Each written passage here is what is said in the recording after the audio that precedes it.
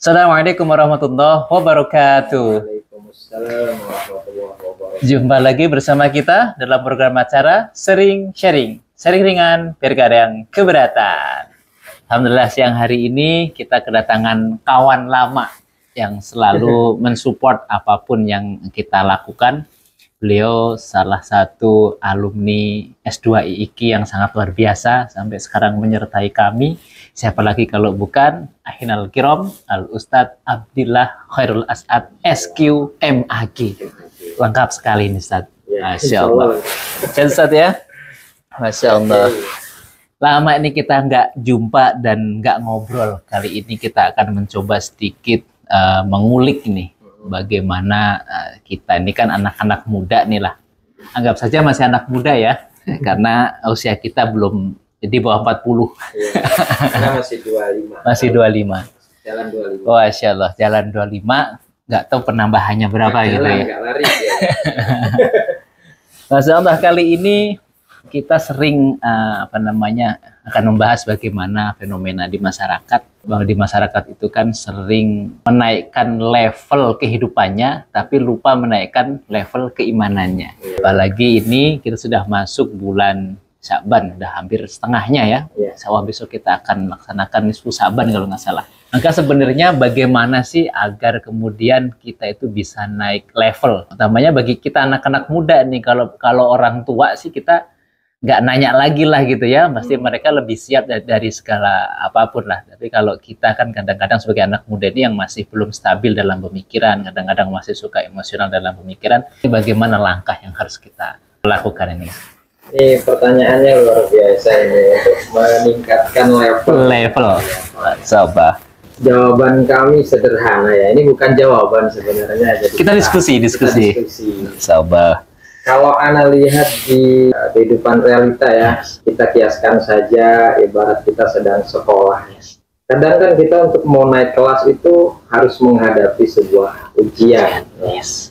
Karena dengan ujian itu maka barometer atau ukuran level kita nanti akan ketahuan apakah kita sudah layak untuk naik ke level berikutnya ataupun belum.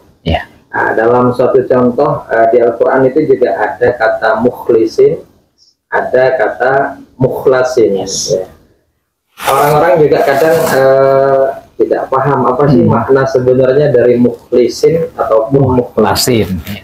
Kalau mukhlisin ini orang yang masih dalam proses untuk belajar menjadi seorang mukhlasin. Kalau mukhlasin ini sejauh atau sedekat lah ya, jangan sejauh, sedekat pengetahuan kami, level ikhlasnya itu sudah makom tingkat tinggi, level up lah ya, level up, sudah expert gitu, bukan lagi yang amatir. Nah, bagaimana tips dan cara untuk naik level tersebut? Ya tadi dengan melalui tahapan-tahapan ataupun ujian. Ya, tentunya dengan ujian-ujian yang Allah berikan itu justru jangan sampai membuat kita tuh merasa ya Allah kok saya diuji terus. Padahal kan Allah jelas di situ. Di dalam Al-Quran juga la yukallifullahu nafsan illa wus'aha. Tidak akan Allah itu memberikan cobaan di luar kemampuan manusia tersebut. Bahkan di ayat tentang bulan Ramadan juga di surat Al-Baqarah itu, saya lupa ayatnya berapa, cuman di tengah-tengah ayat itu ada la yuridullahu bikumul yusra wa la yuridu bikumul usra. Jadi Allah itu pasti senantiasa menginginkan kemudahan untuk hambanya. Wala yuridu bikumul usra. Jadi tidak mungkin Allah itu menginginkan hambanya itu dikasih kesulitan yang benar-benar sulit sehingga dia nggak mampu dan tidak ada tujuan. Itu kembali ke pola pikir kita, apakah kita husnuzon sama Allah? Karena di dalam hadis qudsi pun Allah mengatakan innallaha inda dzanni 'abdi.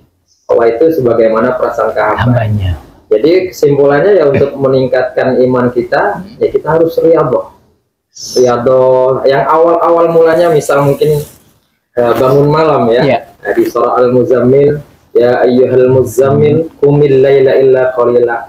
Awal bangun berawal dari malas-malasan, nanti lama-lama akan terbiasa, bahkan pada titik tertentu nanti akan menjadi sebuah kebutuhan.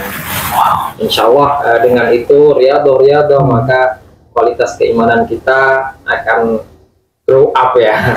Ya bukan grow side ya, jadi grow up, meninggi ke atas, karena tinggi itu ke atas ya, bukan ke samping. Jadi kayak iklan itu kan.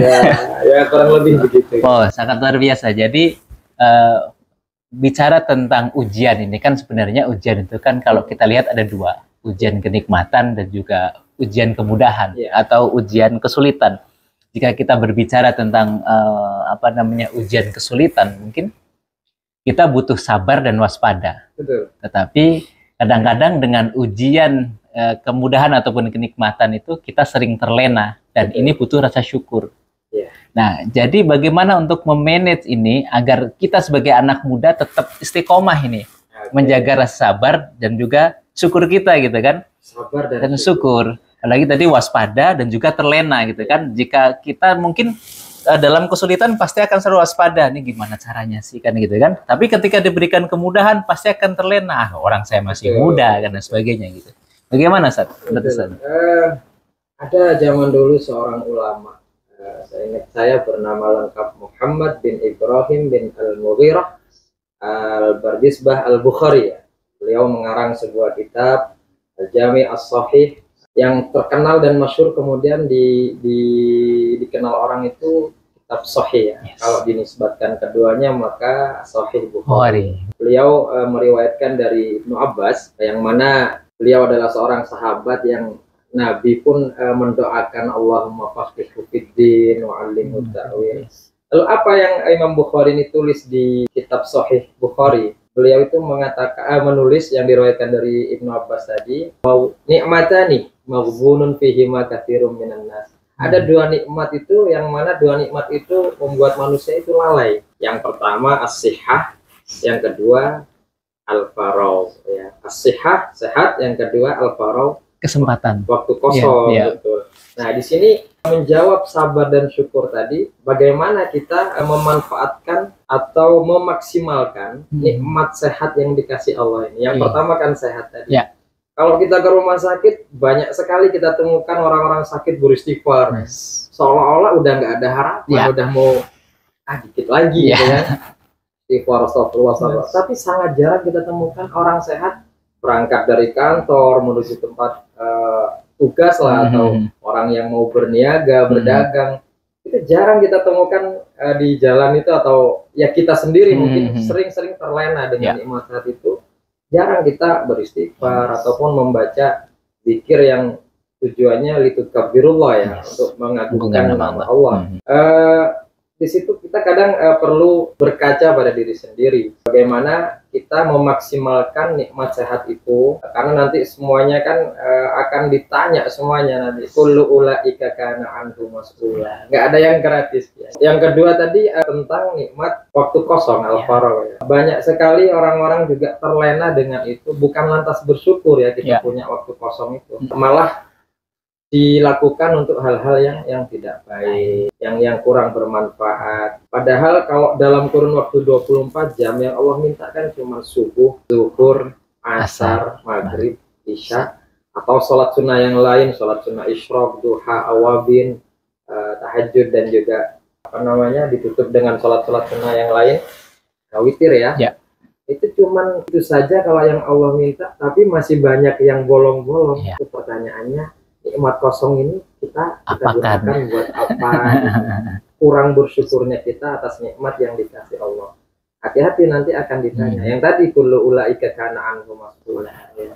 Anis sam'a wal basar, penglihatan kita gunakan untuk apa? Wal fuad, akal dan pikiran.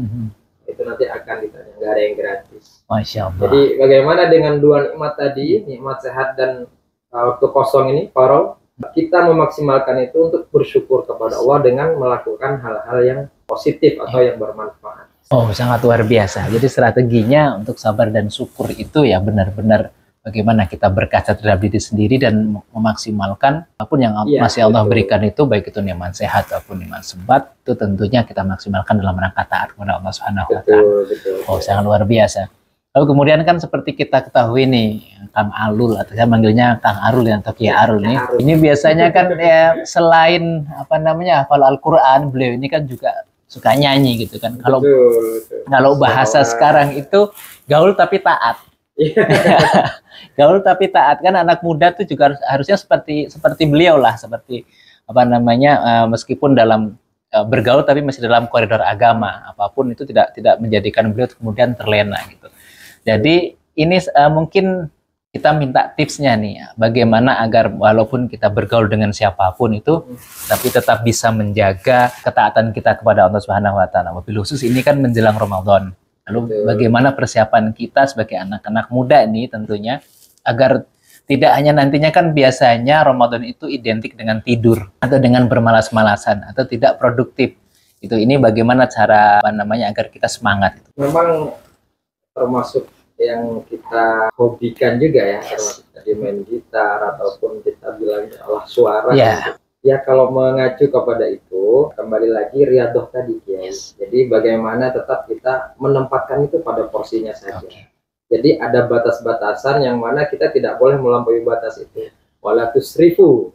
Innallaha la yuhibbul musrifin. Kata Bang Haji, jangan Bang lah terlalu muda beliau. Kanjeng Haji Roma Irama.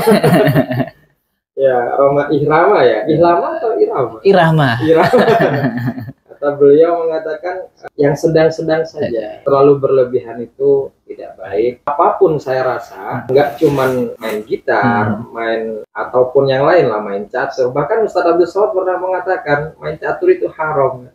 Nggak cuman main catur, badminton, mini soccer ataupun yang lainnya itu akan jadi haram kalau kita terlena melewati batas waktu. Apalagi ini di bulan Ramadan, sesaat lagi kita akan masuk bulan Ramadan, yang mana di situ ada katanya satu malam mulia, malam turunnya Al-Quran di bulan Ramadan itu, yaitu malam Lailatul Qadar. Itu cuma turun setahun sekali, dan itu sangat mulia gitu. Kalau kita mengingat atau membayangkan betapa dahsyatnya ampunan ataupun rahmat yang diturunkan Allah saat malam itu terjadi, maka insya Allah kita akan semangat untuk riyadhah, memperbaiki diri. Apalagi tadi kan kata guru kita, min husni islamil mar'i la ya'nihi, yaitu meninggalkan apa-apa yang nggak mau bermanfaat baginya.